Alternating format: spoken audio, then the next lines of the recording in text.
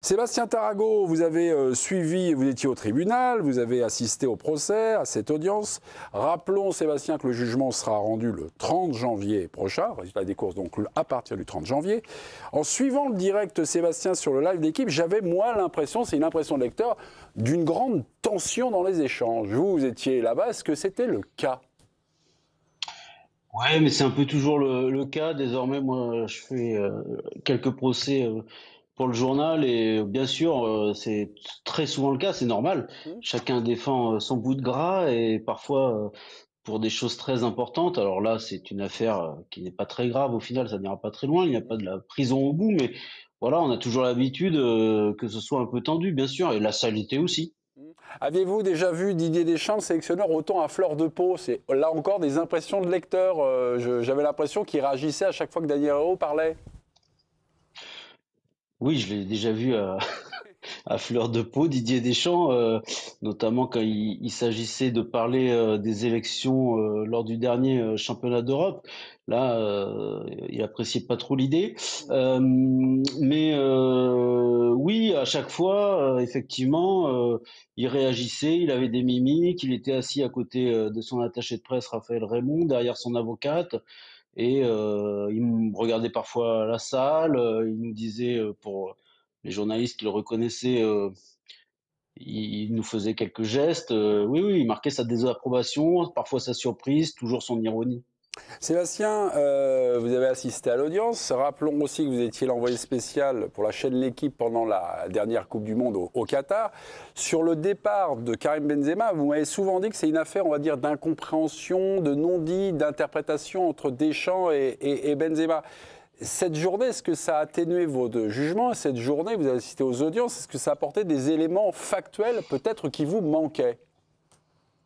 En fait, je pense que chacun a sa vérité, pardon. Je pense que Didier Deschamps dit la vérité, que sur le moment, Karim Benzema n'était pas fâché et que au fil du temps, on a essayé de lui faire croire, à tort ou à raison, que Didier Deschamps avait voulu se débarrasser de lui. Pour être clair, son agent, qui a obtenu à ses yeux certaines informations, lui a fait croire que Didier Deschamps voulait se débarrasser de lui. Donc après, Karim Benzema, il s'est mis en colère, bien sûr, et ça explique son revirement. Parce que je vous invite, pardon pour la pub, mais je vous invite à lire l'article qu'on a écrit demain avec Marc Le Plongeon, parce qu'après l'audience, on a réussi à obtenir quelques documents et vous verrez notamment un échange privé entre Karim Benzema et Didier Deschamps après le départ de Karim Benzema de Doha, et les échanges sont très cordiaux. Donc vous verrez aussi, parce que Daniel Riolo s'est beaucoup appuyé sur les sources qu'il avait renseignées. Il se trouve même, bon, pour ma part, ça m'a un peu surpris, pour ne pas dire davantage, il a même dévoilé l'une de ses sources, à savoir Hakim Chalabi, qui est le directeur de la clinique Aspetar, où Karim Benzema a fait les examens à l'époque. C'est aussi Hakim Chalabi, le responsable de la cellule médicale du PSG. Et donc, il l'a cité, en fait, il a dit tout ce que lui avait raconté Chalabi lors d'une conversation off, comme l'on dit. Et il se trouve que cette conversation, il l'a enregistrée, Daniel Riolo, vraisemblablement à l'insu de Hakim Chalabi, et nous nous sommes procuré l'enregistrement de cette conversation, et c'est assez intéressant, vous lirez tout ça dans l'équipe demain, mais voilà, Hakim Chalabi va à l'encontre de Franck Le Gall, pour être clair, il va à l'encontre de ce que dit le médecin de l'équipe de France. Je rappelle simplement que quand Karim Benzema se blesse, on est 3 jours avant France-Australie, donc il y a une IRM qui est passée, le diagnostic de Franck Le Gall qui regarde l'IRM et cette image. Il dit, et il l'a redit aujourd'hui à la barre, la lésion de grade 2, donc 4 à 6 semaines d'indisponibilité.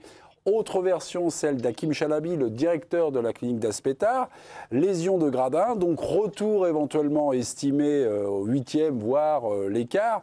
Est-ce que cette affaire-là, Riolo-Deschamps, ça repose finalement sur ça, sur deux diagnostics différents, deux avis médicaux voilà, différents? Bah, ce qui est sûr, c'est qu'il y a deux avis médicaux différents, ça c'est absolument certain. Et puis après, il se trouve que Franck Le Gall, médecin des Bleus, et Hakim Chalabi, médecin directeur de la clinique Aspetar et responsable de la cellule médicale du Paris Saint-Germain, ne s'aiment pas beaucoup. Vous avez pu constater récemment qu'il y avait pu y avoir quelques échanges étranges, en tout cas des désaccords entre les deux parties. Donc ils ne s'aiment pas et Franck Le Gall, qui est quelqu'un d'assez spontané et sans filtre, a été extrêmement désobligeant, enfin, en tout cas désagréable, on va dire, à l'égard de Monsieur Chalabi et du Qatar d'ailleurs dans son ensemble. Daniel Riolo a traité de menteur Didier Deschamps donc, sur le départ de Benzema au Qatar, en s'appuyant donc sur ce diagnostic d'Hakim Chalabi. Est-ce qu'il a commis une erreur en ne confrontant pas ses sources, voilà, avec des sources contradictoires ou pas? Est-ce que finalement, là aussi, c'est le nœud de l'affaire? Je ne vais pas donner des leçons. Après, concrètement, ce qui est sûr, c'est que lorsque Daniel Riolo pardon, s'exprime en janvier, donc juste après la Coupe du Monde, je pense qu'il ne connaît pas vraiment Hakim Chalabi, puisque dans l'enregistrement que nous avons pu nous procurer, il est clair que les deux hommes ne se connaissent pas bien, et cet enregistrement date de fin mars, à savoir le jour où on apprend que Didier Deschamps porte plainte contre Daniel Riolo.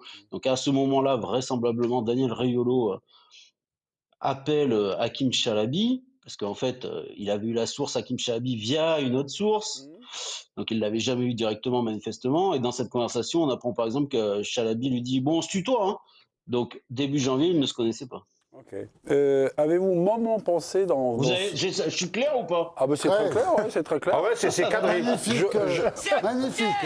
Sébastien, Sébastien, comme d'habitude, je vous ferai une petite note de service après votre intervention, mais laissez-moi vivre ce moment, s'il vous plaît, Sébastien.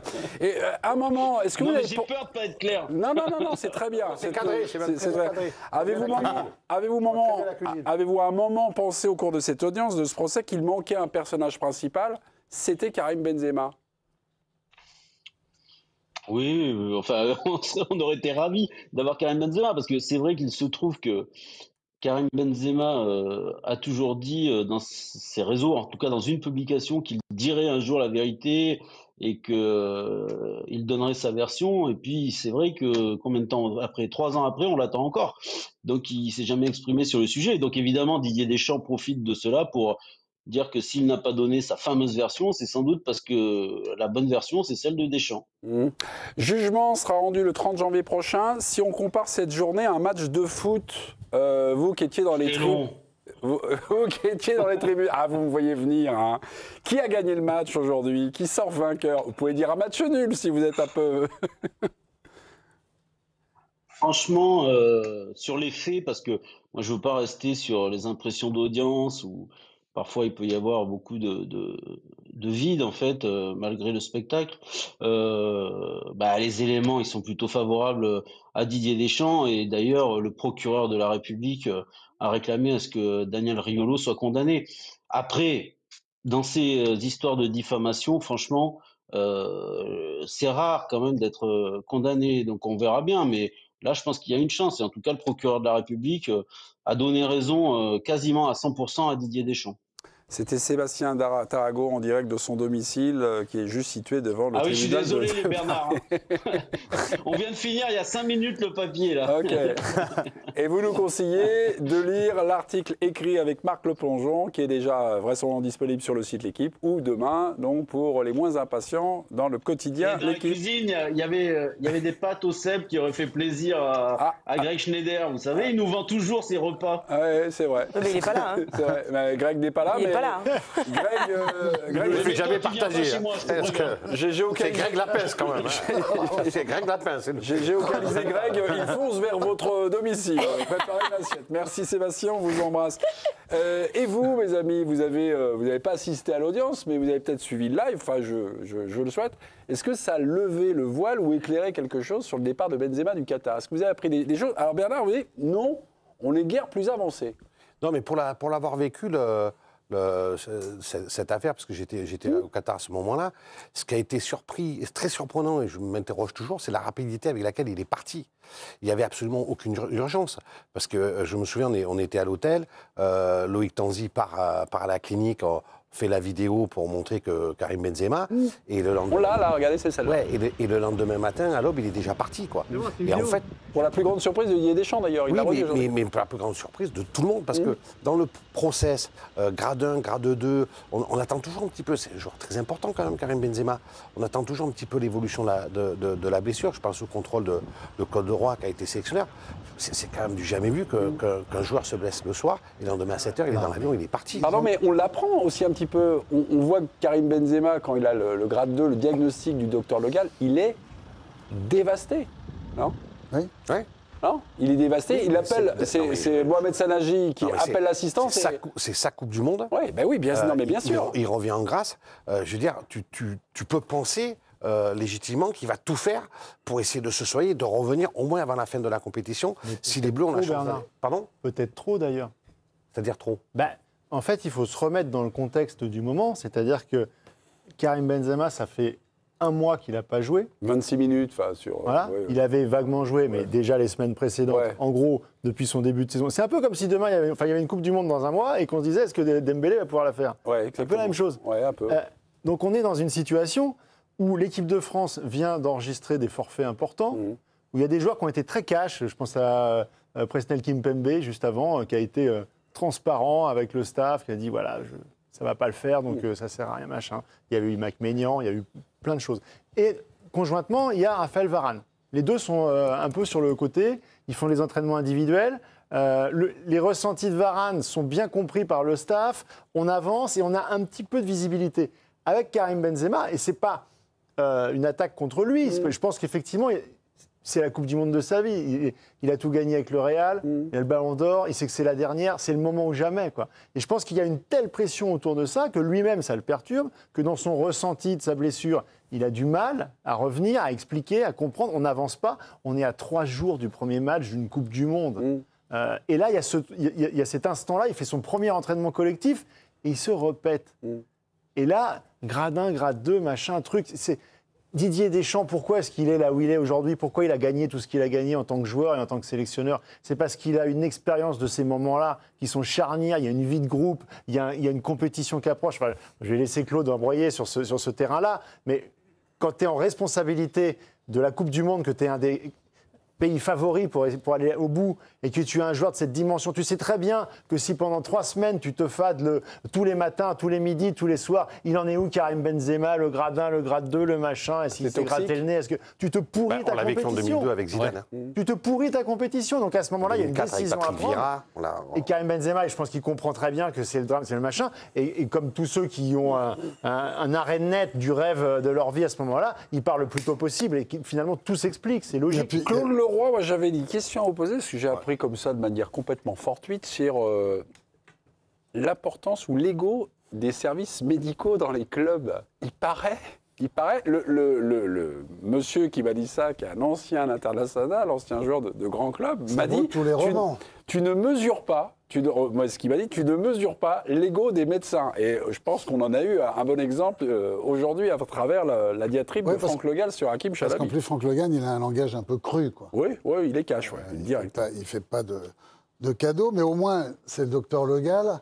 Je suis content qu'on ait pu entendu, peut-être un peu Sébastien, mais qu'on ait pu entendu parler du docteur Hakim Chalabi. Pourquoi? Qui n'est pas un docteur, qui est un directeur médical, mais qui n'a pas les diplômes du docteur et qu'on a pendant une bonne dizaine d'années appelé docteur. Tout le monde l'appelait docteur partout. Donc, ça veut dire que aussi les docteurs, par rapport à leur cursus, reconnaissent de la compétence ou pas aussi, sur ceux qui ne le sont pas. Et c'est vrai que comme chez les théâtreux, chez les médicaux, il y a des querelles d'ego tout le temps entre quelquefois les kinés, les ostéopathes, les spécialistes de médecine sportive, ce que j'ai appris, c'est qu'il y a les chirurgiens. Ce que j'ai appris, c'est qu'il y a aussi des concours en disant, imaginons que vous soyez encore joueur. Sur les diagnostics. Sur les diagnostics. Claude, première ostéo-kiné, moi je t'en en 3 semaines, et un petit jeune qui arrive dit hey, Claude, avec moi, tu reviens sur le prêt en 2 semaines. Voilà. Il paraît que c'est assez. Mais ça se passe comme ça depuis tout le temps. Ah, depuis, d'accord, ok. C'est pas nouveau. Moi, j'ai démarré, hélas, il y a presque 60 ans ma carrière professionnelle. C'était déjà comme ça. Ah, c'était déjà, d'accord, ok. Alors Ok. que les cellules médicales n'avaient, loin s'en faut, pas du tout la même importance que maintenant. C'était déjà comme ça. Mais pour revenir à, Oui, voilà, cette fin de la histoire, parenthèse. comment on peut penser une seconde que Didier Deschamps va mentir sur une blessure d'un joueur? Mais quand on connaît le parcours de Didier, quand on connaît la façon dont il est structuré, mais comment on peut penser ça une seule seconde sans dire n'importe quoi? Bien évidemment. Claude, est-ce que Vous êtes- c'est vous êtes surpris- l'audience qui vous a permis de confirmer ça ou c'était déjà Non, moi, une idée que vous aviez avant c'est cette ce audience que de toute c'est ce façon, que je il a- pense, c'est le dépôt. Claude, il n'a pas la compétence, lui, il s'appuie. Didier Deschamps n'a pas la compétence de dire si c'est blessé gravement ou pas. Il fait Oui, le confiance. gradement, Non, mais enfin, quand il fait, quand il fait tu confiance passes- à son quand tu docteur passes qui Non, mais est avec lui Eric, depuis des quand années. tu passes tous tes diplômes d'entraîneur, tu fais quand même un travail fou de physio, de bio, Oui, mais d'anat. enfin, tu n'as pas la compétence quand même Non, d'un tu n'as docteur. pas la compétence, mais tu as le vécu d'une Enfin, carrière. moi, je vais te dire quand même une chose qui me perturbe, parce que cette affaire, c'est un épiphénomène. Moi, je dis surtout Benzema, parce que j'ai entendu Sébastien parler. Non, ce qui met le doute, c'est que Benzema a envoyé un texto ou un message menteur Ouais. à un moment Oui, oui, donné. c'est vrai. Et alors que... Et combien de temps après? Non, mais moi, cette affaire, pour moi, c'est Benzema Deschamps. Parce que c'est Benzema qui remet dans le jukebox une pièce en disant menteur. Tu comprends rien. Ouais. Et Sébastien a bien dit, sûrement la vérité, et c'est pour ça qu'il n'a jamais démenti, c'est que c'est la vérité de Deschamps. Mais moi, je pose une dernière question, et Claude va répondre, mais bon, nous, au rugby, on ne fonctionne pas comme ça. Mais Non, bon, mais pourquoi moi, on je ne fonctionne pas, fonctionnerais le pas rugby. comme ça non plus au football si j'étais...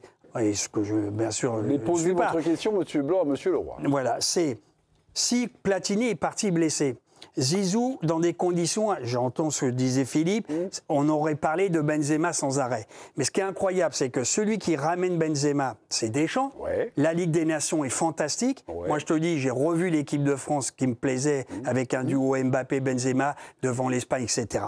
Là, fait. donc je me dis, il le veut. Oui. Mais ce que je ne comprends pas sincèrement, c'est que même s'il lui dit c'est mort et que Benzema n'a plus sa faculté de trancher, tu vois, il est déçu, Oui, il est vient de se dévasté. reblesser.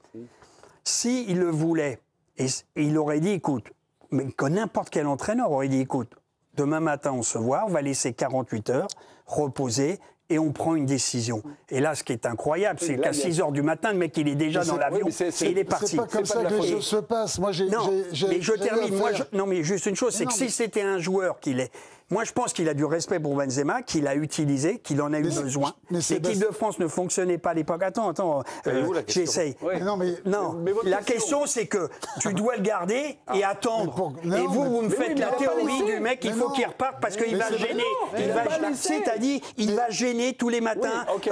Tu l'as dit, Pas lui, mais 25 le journalistes, climat non, autour. 25 journalistes et beaucoup de Eric, gens mais- sur le mais- plateau de mais on l'équipe croirait- disaient on ne peut Toi- pas mais toi qui- garder un Benzema, Eric, c'est le bordel toi- tous les matins. Et Toi ça, qui je l'ai as été- entendu toi qui par as été un beaucoup de monde. sportif de haut niveau, Voilà. tu sais très bien qu'il arrive un moment, quand on est blessé, et moi j'ai connu ça avec certains grands joueurs, Emmanuel Adebayor, Roger Mila, le dernier, Asamoah Gyan, qui a voulu partir en pleine nuit après une petite blessure, où il pensait que c'était la fin du monde pour une Coupe d'Afrique Nation, chez lui, au Ghana, à Accra, où il a fait venir parents, tout le monde et tout, en pleine nuit, parce qu'il voulait partir. À 3 h du matin, je suis réveillé, on me dit Asamoah, part, il veut plus parce que cette contracture-là et tout, il sait qu'il ne va pas pouvoir jouer et tout, et il s'en va. Donc, ces joueurs-là qui sont différents, il arrive un moment, quand ils ont le sentiment qu'ils ne vont plus pouvoir apporter tout ce qu'ils peuvent apporter, ils n'ont qu'une hâte, c'est partir. Ah, mais qu'est-ce que C'est tu as quitter fait, le toi groupe. Non, mais parce que... Non, je te pose, qu'est-ce que tu as fait? Parce que tout le monde est arrivé. Non, mais le qu'est-ce midi que t'as s'est arrivé. fait? Non, Et dis-moi ce que Sébastien, t'as il a fait, dit une Claude. chose importante. Écoute-moi, il a dit Oui, une chose mais moi, importante. je te demande ce que C'est t'as qu'il a fait. laissé Eric, sous-entendre. Ah bah, C'est qu'il a laissé Attends, je vais te le dire. Oui, C'est qu'il a laissé j'aimerais. sous-entendre que Karim avait été peut-être un peu manipulé a posteriori. Non, mais je m'en par- fous de ça. Non, mais tout le problème, il est là. Eric, si Enfin, vous j'aimerais avez bien- savoir ce que toi, t'as fait. Eric, Moi, si, oui. Eric, si vous avez bien écouté l'audience, Deschamps a même été surpris par le départ express de Karim Oui, mais il Benzema. lui a jamais dit, il lui a pas dit, calme-toi, Oui. Karim. Ah, mais il n'a pas eu le temps. Non, mais Et si, il aurait pu lui non, mais dire. attends, Eric, Bon, moi, il y a une chose, je vais dans le sens de. Parce qu'au final, pour répondre à ta question, vrai. aujourd'hui, la seule personne qui peut clarifier C'est Benzema. Mais c'est Benzema. Oui, bien sûr. Parce que, comme l'a dit Sébastien, quand il fait la fameuse interview où il dit « j'expliquerai », et c'est vrai, ça fait 3 ans qu'on attend son explication. La seule personne qui a cette réponse, c'est ça. Aujourd'hui, d'ailleurs, ce n'était pas le procès sur la blessure de Benzema, c'était un procès pour diffamation entre un journaliste et un acteur du foot, en l'occurrence. Et d'ailleurs, même l'avocat de Daniel Riolo l'a dit au cours de la séance. Il a dit aujourd'hui on n'est pas là pour parler de Benzema ni de l'affaire Benzema, mais sur la personnalité de Didier Deschamps. Alors oui, il se trouve que le cas Benzema est ce qui cristallise finalement l'attention et ce procès pour diffamation. Mais aujourd'hui, la seule personne qui peut clarifier et répondre à Didier Deschamps, c'est Benzema. C'est la réalité de Deschamps face à celle de Benzema qu'on attend.